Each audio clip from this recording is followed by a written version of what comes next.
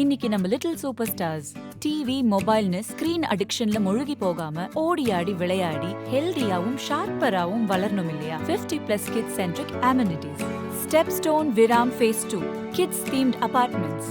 Stepstone Viram Phase 2 காட்டுப்பாக்கம்ல premium 2 and 3 BHK apartments just 79 lakhs all inclusive.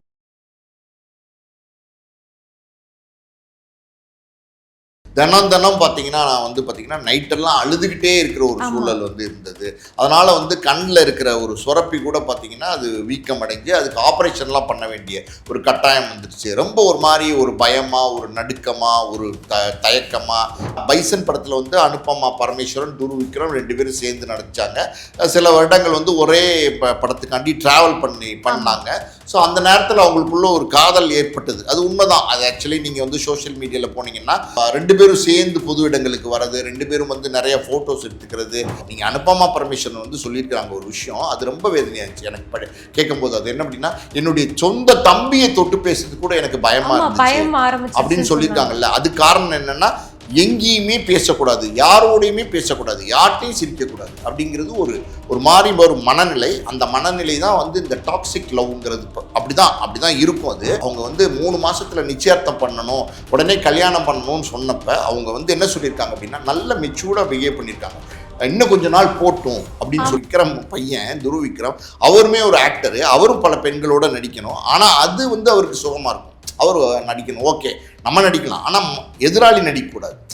அதுதான் அந்த மனநிலை அப்படிப்பட்ட ஒரு மனநிலை. அவங்க எங்கேயுமே துருவ் விக்ரம் பேரை சொல்லலை. அவங்க பார்த்தீங்கன்னா இதை ஓப்பன் அப் பண்ணதுக்கு காரணம் இதன் மூலமாக ஒரு 10% விழிப்புணர்வு அடையணும் பெண்கள் அப்படின்னு சொல்லியிருக்காங்க. துணிஞ்சு வந்திருக்காங்க. நான் சொன்ன மாதிரி பார்த்தீங்கன்னா ஒரு சினிமா பின்புலம் இல்லாத ஒரு சாதாரண குடும்பத்தில் வந்த பெண் துணிஞ்சு வந்திருக்காங்க. ஆனால் அதே நேரத்தில் இவ்வளோ தூரம் ஓப்பன் அப் பண்ணி பேசினவங்க அவங்க பார்த்தீங்கன்னா யார் அந்த நபர், துருவ் விக்ரம் தான் அப்படிங்கிறதே அவங்க சொல்லியிருக்கணும்.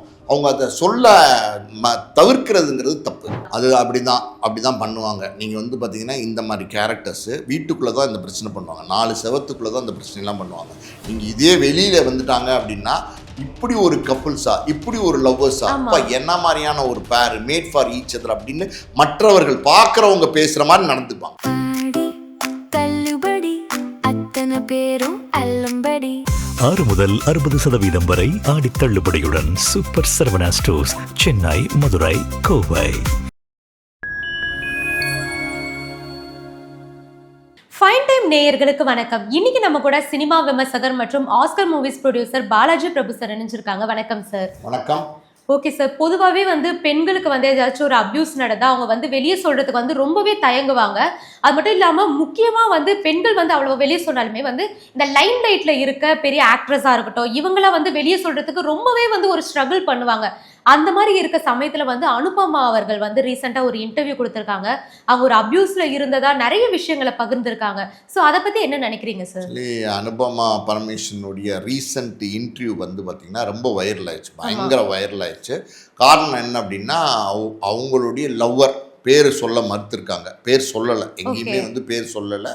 பயங்கரமாக பார்த்தீங்கன்னா என்னை டார்ச்சர் பண்ணார். 2 வருஷம் நாங்கள் லவ்வில் இருந்தோம், லிவிங் ரிலேஷன்ஷிப்பில் இருந்தோம். அந்த 2 வருஷமே பார்த்தீங்கன்னா ரொம்ப ஒரு மாதிரி டஃப்பான டைமாக இருந்துச்சு. ரொம்ப ரொம்ப கடுமையான ஒரு காலகட்டத்தை நான் கடக்க வேண்டியிருந்துச்சு. தினம் பார்த்தீங்கன்னா நான் பார்த்தீங்கன்னா நைட்டெல்லாம் அழுதுகிட்டே இருக்கிற ஒரு சூழல் இருந்தது. அதனால் கண்ணில் இருக்கிற ஒரு சுரப்பி கூட பார்த்தீங்கன்னா அது வீக்கம் அடைஞ்சு அதுக்கு ஆப்ரேஷன்லாம் பண்ண வேண்டிய ஒரு கட்டாயம் வந்துடுச்சு. ரொம்ப ஒரு மாதிரி ஒரு பயமாக, ஒரு நடுக்கமாக, ஒரு தயக்கமாக, ஒரு பதட்டமாக, ஏதோ ஒரு மனநிலையில் நான் இருந்தேன். அது நார்மலான ஒரு மனநிலையாக இல்லை. நான் ரொம்ப ரொம்ப கஷ்டப்பட்டேன். அப்புறம் ஒரு ஸ்டேஜுக்கு மேலே அது ஒரு டாக்ஸிக் லவ், அது நிச்சயமாக ஒரு நல்ல லவ் கிடையாது அப்படிங்கிறத தெரிஞ்சுட்டு நான் பிரேக்கப் பண்ணிவிட்டு வெளியில் வந்திருக்கேன் அப்படின்னு, வெளியில் வந்துட்டேன் அப்படின்னு சொல்லியிருக்காங்க. அவங்க பேர் சொல்லாட்டை கூட பார்த்தீங்கன்னா அது துருவ் விக்ரம் தான் அப்படின்னு எல்லாருமே பேச ஆரம்பிச்சிட்டாங்க. அது காரணம் என்ன அப்படின்னா, பைசன் படத்தில் அனுபமா பரமேஸ்வரன், துருவ் விக்ரம் 2 பேரும் சேர்ந்து நடித்தாங்க. சில வருடங்கள் ஒரே படத்துக்காண்டி ட்ராவல் பண்ணாங்க. ஸோ அந்த நேரத்தில் அவங்களுக்குள்ள ஒரு காதல் ஏற்பட்டது. அது உண்மைதான். அது ஆக்சுவலி நீங்கள் சோஷியல் மீடியாவில் போனீங்கன்னா 2 பேரும் சேர்ந்து பொது இடங்களுக்கு வர்றது, 2 பேரும் நிறைய ஃபோட்டோஸ் எடுத்துக்கிறது. அனுபமா பரமேஸ்வரன் ஒரு இன்ஸ்டாவில் போஸ்ட் போட்டாங்கன்னா துருவ் விக்ரம் இமீடியட்டாக லைக் பண்ணுறது, துருவ் விக்ரமோட இன்ஸ்டா போஸ்ட்டுக்கு அனுபமா பரமேஸ்வரன் லைக் பண்ணுறது, இந்த மாதிரி வந்து இருந்தது. அது வந்து அவங்க 2 பேருக்குள்ள ஒரு காதல் இருக்குன்னு பேசப்பட்டது. கூடிய சீக்கிரம் 2 பேர் திருமணம் பண்ணிக்க போகிறதா கூட வந்து பேசப்பட்டது. அவங்க அனுபமா பரமேஸ்வரனே ஒரு விஷயத்த சொல்லியிருக்காங்க. அது என்ன அப்படின்னா, நாங்கள் 2 பேரும் பழக ஆரம்பித்த 3 மாதத்துலேயே பார்த்தீங்கன்னா அவங்க வீட்டுக்கு என்னை கூப்பிட்டு போனாங்க. அங்கே வந்து பார்த்திங்கன்னா அவங்க ஃபேமிலி மெம்பர்ஸ்லாம் பழகினேன். அதுக்கப்புறம் எங்கள் வீட்டுக்கு அவர் வந்தார், எங்கள் ஃபேமிலி மெம்பர்ஸோட எல்லாம் பழகினார். ரொம்ப ஷார்ட் டைம் 3 மாதத்துக்குள்ளே பார்த்திங்கன்னா நிச்சயார்த்தத்தை பற்றி பேச ஆரம்பிச்சிட்டாங்க. அவங்க வந்து பார்த்திங்கன்னா திருமணம் பண்ணி சீக்கிரம் முடிச்சிடணும் அப்படின்னு சொல்லி பேச ஆரம்பிச்சிட்டாங்க. ஆனால் இந்த 3 மாதத்துக்குள்ளே வந்து பார்த்திங்கன்னா அவருடைய கேரக்டரில் நிறைய சேஞ்சஸ் இருந்தது. அதாவது அந்த லவ் லைஃப்பில், அதாவது லிவிங் லைஃப்பில், லவ் லைஃப் 3 மாசத்துலேயே அது எல்லாமே வெளியே காட்ட ஆரம்பிச்சிட்டாங்க. 3 மாதத்துலேயே அவங்களுக்கு அந்த சேஞ்சஸ் தெரிஞ்சிருக்கு. ஆரம்ப அறிகுறின்னு சொல்லுவாங்கல்ல, அந்த மாதிரி வந்து லைட்டாக சிம்டம்ஸ் வந்து தெரிஞ்சிருக்கு. அவருடைய பிஹேவியரில் இதில் எல்லாம் சிம்டம் தெரிஞ்சிருக்கு. அவங்க குறிப்பாக சொல்லியிருக்காங்க, பேர் வந்து அவங்க சொல்லாட்ட கூட அவங்க வந்து ஒரு நாள் வந்து ரெமோ மாதிரி நடந்துக்குவார். அன்னைக்கெல்லாம் பார்த்தீங்கன்னா இப்படி ஒரு காதலனா அப்படின்னு ஆச்சரியப்படுற மாதிரி இருக்கும். இமீடியட்டாக பார்த்தீங்கன்னா அந்நியன் மாதிரி நடந்துப்பார். அந்த அந்நியன் மாதிரி நடந்துக்கிற நேரத்தில் பார்த்தீங்கன்னா அந்த டார்ச்சர்லாம் தாங்கவே முடியாத டார்ச்சர் அப்படின்னு குறிப்பிட்டிருக்காங்க. அது அப்புறம் அப்படின்னா உடனே இமீடியட்டாக வந்து அடுத்த நாள் வந்து மன்னிப்பு கேட்பார். அம்பி மாதிரி மன்னிப்பு கேட்பார். தெரியாமல் செஞ்சுட்டேன், தெரியாமல் பண்ணிட்டேன், மன்னிச்சிரு, சாரின்னு சொல்லி கேட்பார் அப்படின்னு சொல்லியிருக்காங்க.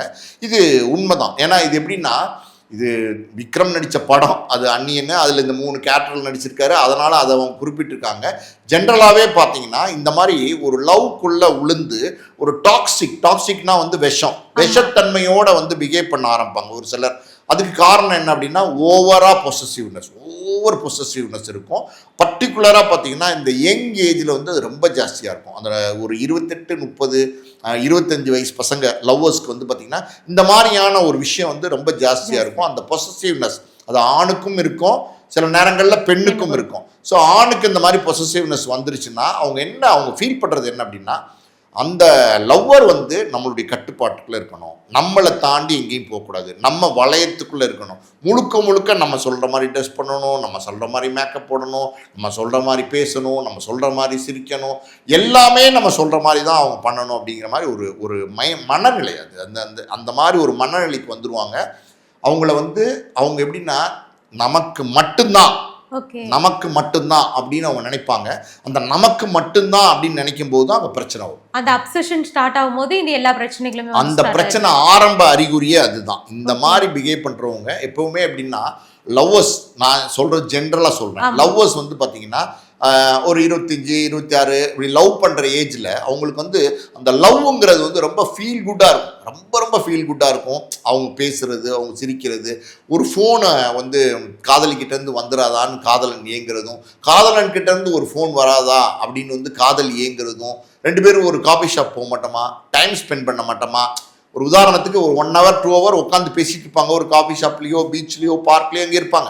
அதுக்கப்புறம் அவங்க கிளம்பி தானே ஆகணும். ஒரு காலகட்டத்துக்கு அப்புறம் அவங்க வீட்டுக்கு இவங்க போகணும், இவங்க வீட்டுக்கு அவங்க போகணும், கிளம்பணும் போது கூட பார்த்தீங்கன்னா அவங்களுக்கு கிளம்புறதுக்கு மனசே வராது. அவங்க இன்னும் கொஞ்சம் நேரம் டைம் ஸ்பெண்ட் பண்ண மாட்டோமா, இன்னும் கொஞ்சம் நேரம் பேசிகிட்டு இருக்க மாட்டோமா. ஏன்னா அந்த அனுபவம் அப்படி, அது காதல் அனுபவம், அந்த அனுபவம் அப்படி தான் இருக்கும் அந்த வயசில். அதுவும் அந்த யங் ஏஜில் ரொம்ப இந்த மாதிரி இருக்கும். அந்த ஃபீலில் இருக்குது பார்த்தீங்களா, அது ரொம்ப குட் ஃபீலிங்காக இருக்கும். அந்த நீங்கள் அவர் கிளம்பி போயிட்டாருன்னா அவரை மிஸ் பண்ணுற மாதிரி இருக்கும். காதலி கிளம்பி போயிட்டா காதலன் அவங்கள மிஸ் பண்ணுற மாதிரி இருக்கும். திருப்பி உடனே பார்த்தீங்கன்னா ஒரு ஃபோன் பண்ணுவாங்க, எங்கே போயிட்டுருக்கு அப்படின்னு கேட்பாங்க. அந்த மாதிரிலாம் இருக்கும். ஆனால் அப்படிப்பட்ட காதலுக்கு நடுவில் உங்களுக்கு வந்து ஒரு டிஸ்கம்ஃபர்ட், அதாவது உங்களுக்கு ஒரு சிதைவு, மன சோர்வு, ஒரு பதட்டம், ஒரு நடுக்கம். அதாவது காதலன் வந்து என்ன கேட்டுருவானோ, என்ன நடக்குமோ, ஜாலியாக தான் காஃபி ஷாப் போவாங்க, ஆனால் போன இடத்துல ரகலையாயிரும். என்ன சொல்லுவானோ, சும்மா கேஷுவலாக இப்படி பார்ப்பாங்க. நீ அவனை பார்த்த, அவனை ஏன் பார்த்த, அவன் என்னோட அழகாக இருக்கானா, ரொம்ப அழகாக இருக்கானா, என்ன சொல்லு அப்படின்னு ஆரம்பிக்கும்.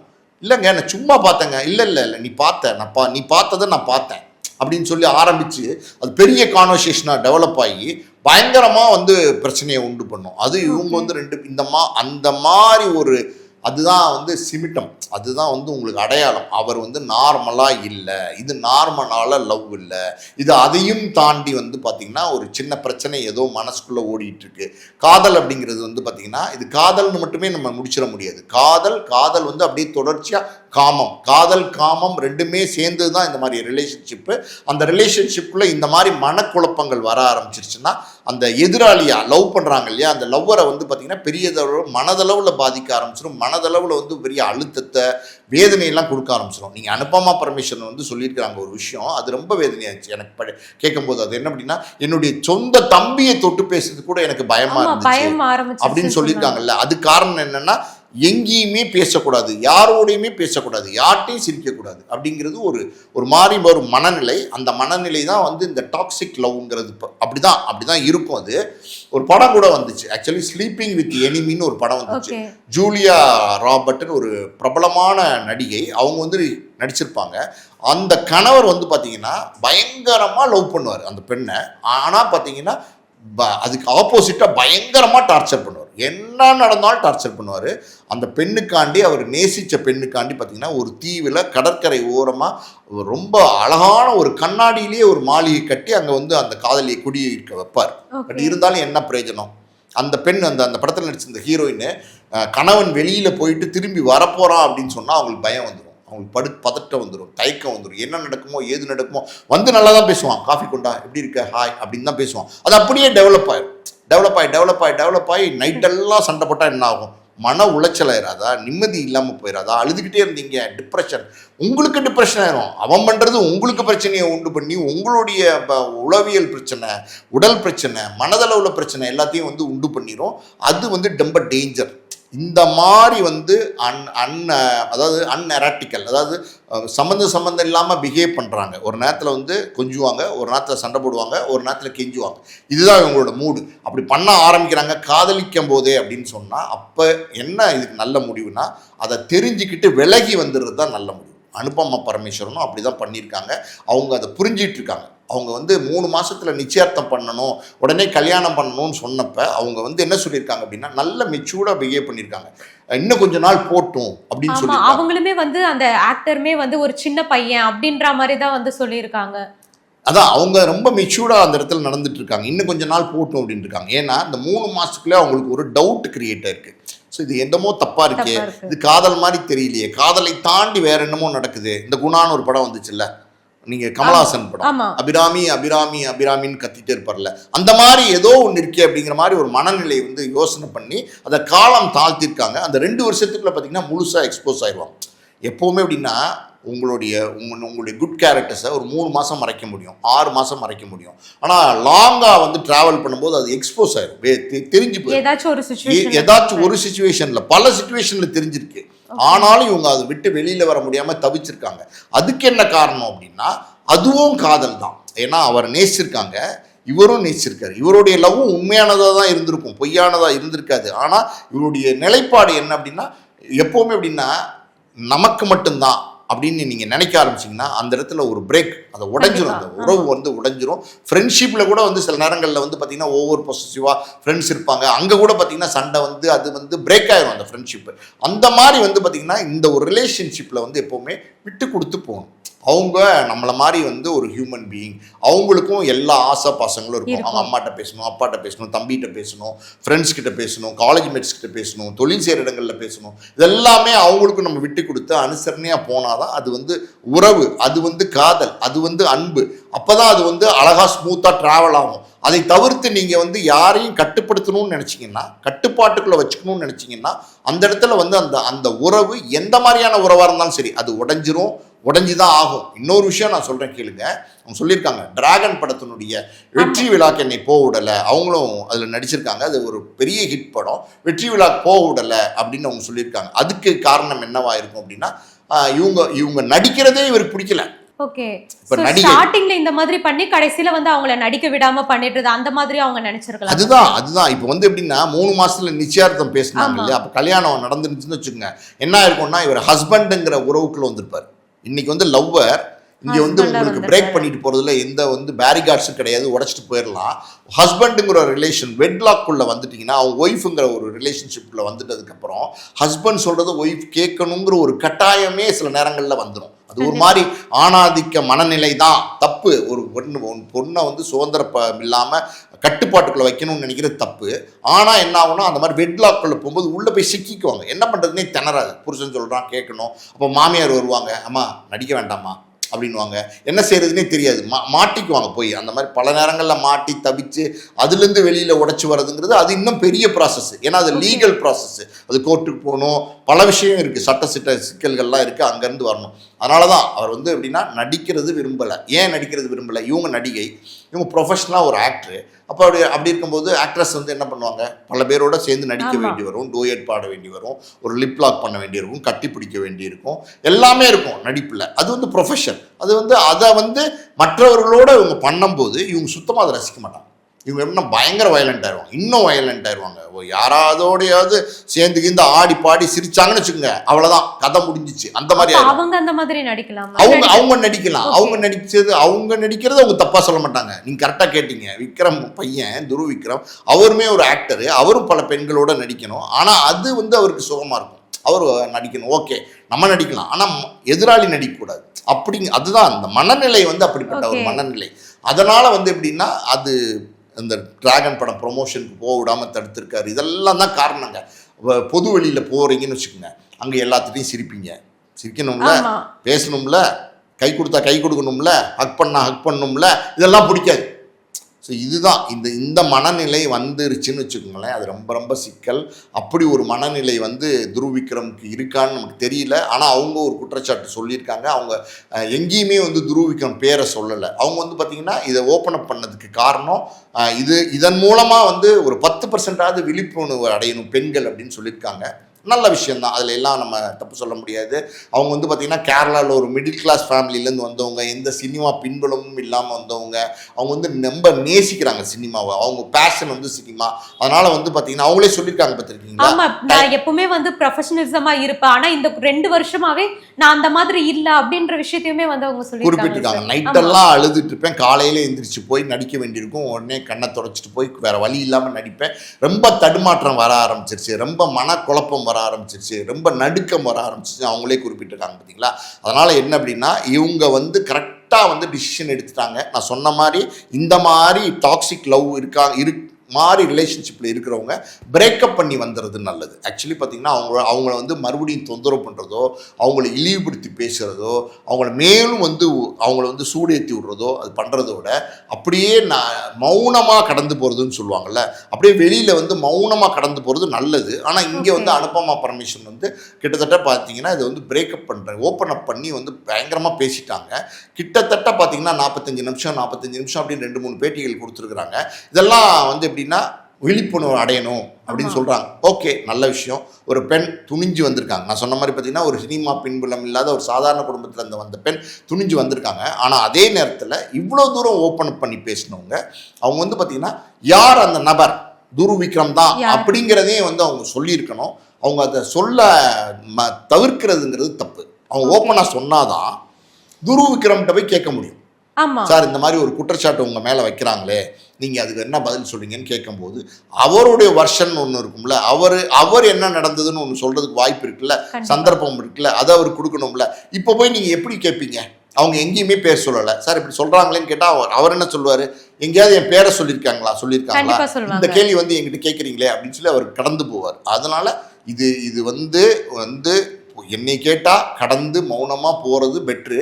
ஆனால் இவ்வளோ தூரம் ஓப்பன் அப் பண்ணி பேசுகிறாங்க. ஓப்பன் அப் பண்ணி பேசுகிறதுனால நிறைய ட்ராபேக்ஸ் வேறு இருக்குது. அனுபமா பரமேஸ்வரன் அவங்களுமே சின்ன வயசு, துருவ் விக்ரம் அவருமே யங்ஸ்டரு. ஸோ 2 பேரும் காதலர்களாக இருந்தாங்க, லிவிங் டுகெதரில் இருந்தாங்க, என்னவோ அதை விடுங்க. ஆனால் வந்து பார்த்திங்கன்னா இன்றைக்கி வந்து இப்படி 2 பேரும் வந்து இப்படி வந்து பப்ளிக்காக வந்து மீடியாவில் ஓப்பன் பண்ணுறதுனால இந்த விஷயங்களை 2 பேருக்குமே இது பாதிப்பை ஏற்படுத்தும். அனுபமா பரமேஸ்வரனுக்கும் இது ஒரு பாதிப்பை ஏற்படுத்தாதா? படுத்தோம் இல்லையா?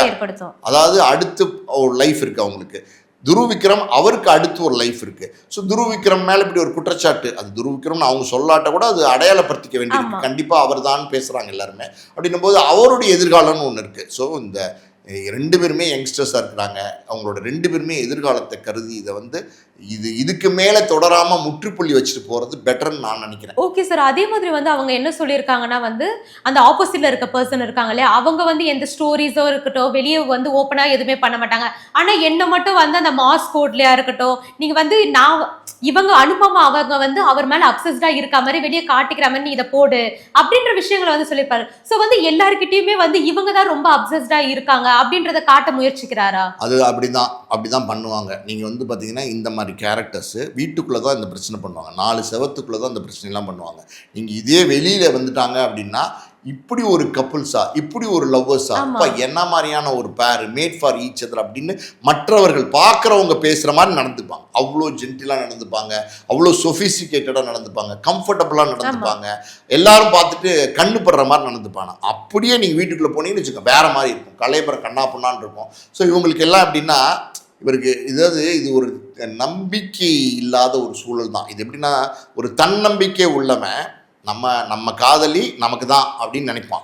தன்னம்பிக்கை இல்லை, நம்ம காதலி நம்மளை விட்டு போயிடுவாளோ, வேற யாராவதோட வந்து சேர்ந்துருவாங்களோ, இப்படியெல்லாம் யோசிக்கக்கூடியவங்க, அப்படிப்பட்ட மனநிலையில் உள்ளவங்க தான் இப்படி யோசிப்பாங்க. அவங்க என்ன பண்ணுவாங்கன்னா ஓப்பனாக வந்து பப்ளிக்கில் வந்து இவங்க 2 பேரும் ரொம்ப இன்டிமேட்டாக இருக்காங்க அப்படிங்கிற மாதிரி காமிச்சிக்க விரும்புவாங்க. அதுக்கான போஸ்ட்டுகளை அவங்கள போட சொல்லுவாங்க. இனி இவங்க போட்டால் அது வேற மாதிரி இருக்கும், அவங்க போட்டால் நம்ம மேலே பயங்கரமாக இருக்காங்க அப்படின்னு காமிச்சிக்கிறதுக்கான ஒரு வழிமுறை தான் இதெல்லாமே இது இப்படி தான் இந்த மாதிரியான ஒரு ரிலேஷன்ஷிப்பு. எப்போவுமே வந்து ஒரு விஷயம் என்னென்னா அந்த உறவு எந்த உறவாக இருந்தாலும் அந்த உறவு எந்த எதிர்பார்ப்பும் இல்லாமல் ஒருத்தருக்கு ஒருத்தர் விட்டு கொடுத்து மெல்லிய ஒரு ஒரு ஒரு அழகான ஒரு உறவாக போச்சுன்னா அது எப்போவுமே நல்லாயிருக்கும். அது அப்படியே ரிவர்ஸ் ஆகி எதிர்பார்ப்புகள் எல்லாமே வரும்போது தனக்குத்தான் அப்படின்னு நினைக்கும் போது பொசசிவ்னஸ், ஓவர் பொசசிவ்னஸ், நான் சொன்னேன்ல இந்த இளம் வயதில் ஜாஸ்தியாக வேற இருக்கும். அது அந்த மனநிலை வந்துருச்சுன்னா அது வாழ்க்கையை முழுமையாக கெடுத்துரும். அந்த மாதிரி ஒரு நிலைமையில இருக்கிறாங்கன்னு நினைக்கிறேன் இவங்க. ஸோ இப்போ வந்து 2 பேரும் பிரிஞ்சுட்டாங்க, மறுபடியும் இவங்களை வந்து ஒன்று சேர்க்க முடியுங்கிற வாய்ப்பு கிடையாது. 2 பேரும் டோட்டலாக பிரேக்கப் ஆகிட்டாங்க, எல்லாமே நடந்து முடிஞ்சிருச்சு. இனிமே வந்து எப்படின்னா 2 பேரும் வந்து ஜென்டிலாக ஒதுங்கிக்கிறது நல்லது. ஓகே சார், நிறைய விஷயங்களை எங்க கூட பகிர்ந்துக்கிட்டீங்க. உங்களுடைய நேரத்துக்கு ரொம்பவே நன்றி சார். நன்றி.